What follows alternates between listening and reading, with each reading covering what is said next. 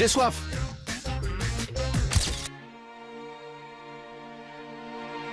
On retrouve notre dandy du goulot. François, devine où je suis là? À Paris? Oui, et si je te dis métro Guy Môquet? Dans le 17e. Exactement, et plus précisément dans la rue Legendre. Suis-moi. Parmi les associés de Devinez, il y a Jean-Damien Brasseur et Félicien Ripert. Alors, pourquoi ce nom Devinez? On est parti d'un petit jeu de mots avec le vin qui se déguste aussi avec l'odorat, avec le nez. Ça fait parler les gens, c'est parfait. On est dans une cave épicerie fine. Exactement. On m'a dit qu'il y avait aussi du vin. Je vois une petite sélection ici. Mais on a bien plus que ça. On a la cave qui est au fond du magasin. Sur le même principe que l'épicerie, on travaille que avec des vignerons français. Et je t'invite à me suivre pour découvrir quelques pépites. Avec plaisir, on adore.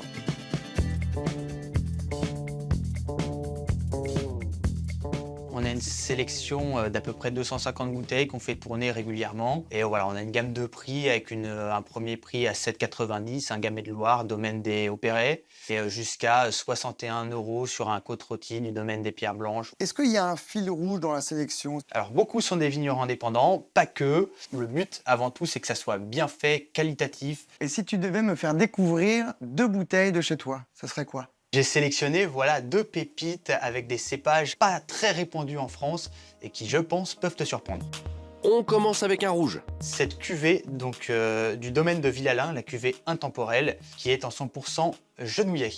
Ah ouais. Donc le genouillet, c'est un Génial. cépage qui renaît un petit peu de ses cendres, qui a failli disparaître totalement avec le phylloxéra.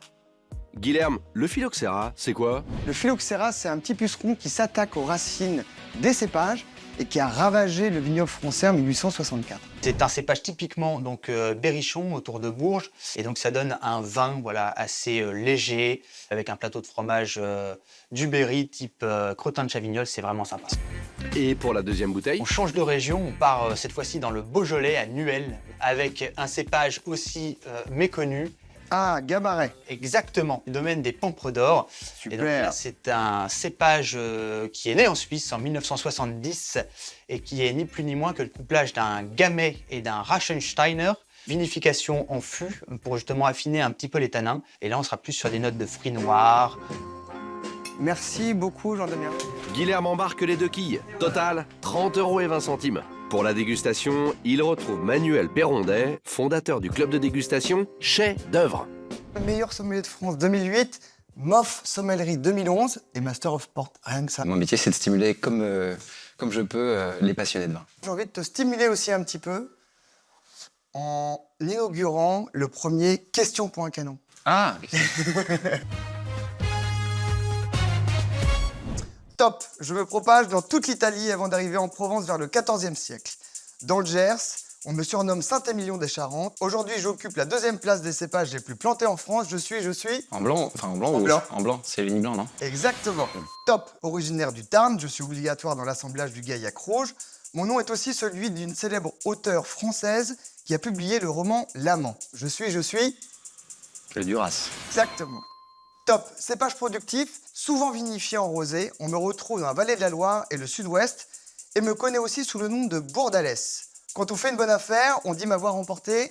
C'est pas le gros lot. Allez là, 3 sur 3. Et là, on va passer à la dégustation à l'aveugle. Avec plaisir. Go. Il démarre par le genouillet. Qu'est-ce que ça t'inspire déjà, cette robe? Bon, déjà un vin profondément contemporain, une robe rubis pas trop appuyée, très brillante. Tout ce qu'on aime boire maintenant. On peut dire aussi que c'est assez limpide. Donc, a priori, Exactement. un vin qui est filtré. On met le nez dessus? Moi, j'ai un univers qui est un petit peu poivré. On va dire le côté pétales de fleurs un peu séché pour quelque chose d'un peu sauvage, comme la mûre, le cassis, évidemment. Bien salivant, structure alcool modérée. Un vin qui donne du rythme à la conversation, qui est très fin. Les tanins sont extrêmement disciplinés. Je suis d'accord avec toi, l'équilibre il est juste parfait entre le fruité, la texture, l'acidité. Bluffant. On va voir ce que c'est, mais... T'as une idée? Écoute, j'ai fait 3 fois le tour de la France déjà, dans ma tête. C'est un endroit où on fait mûrir, mais sans excès. On est dans la Loire. Good point. Bon, c'est du Pinot de Nice ou pas?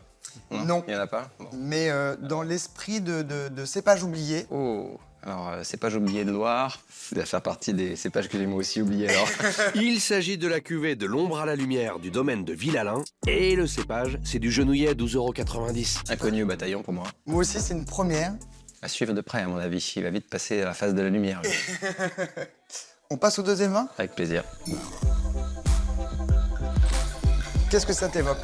Un vin très intense, quasiment aubergine avec ses reflets un peu violines, mais vraiment dans le côté myrte, cassis. C'est un vin qui va, à mon avis, mériter un petit peu d'oxygène.